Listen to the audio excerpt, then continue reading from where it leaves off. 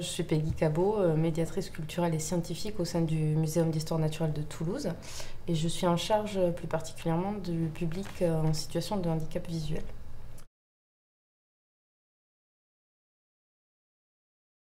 Moi, ça m'a permis tout simplement de prendre du recul sur ma pratique au quotidien et de donner de la hauteur aussi au travail que j'effectue avec les jeunes déficients visuels et les adultes déficients visuels qui se rendent régulièrement au sein du muséum. Alors l'intérêt de ce projet collaboratif, ça a été de mettre en avant la complémentarité des profils et des compétences de chaque acteur, de chaque protagoniste, et de miser sur les enfants déficients visuels comme acteurs de leur projet. Et ce qui me séduisait particulièrement, c'était de faire en sorte que le public cible soit à la fois partie prenante du projet et le récepteur de ce projet.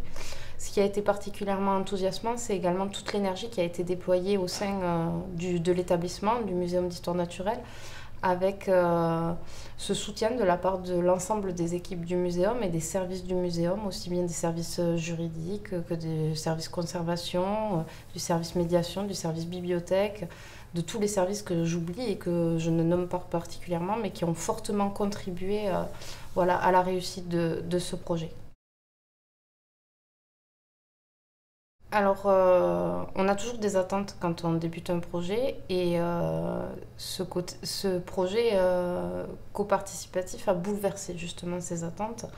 Les freins que je mets implicitement au quotidien dans ma pratique en médiation en me disant c'est peut-être trop complexe ou ce n'est pas adapté, finalement tout a été bousculé par les arguments et la grande capacité des enfants acteurs du projet. Donc finalement, j'avais des attentes qui ont été dépassées. Et c'est ce en quoi le projet a été réellement enthousiasmant.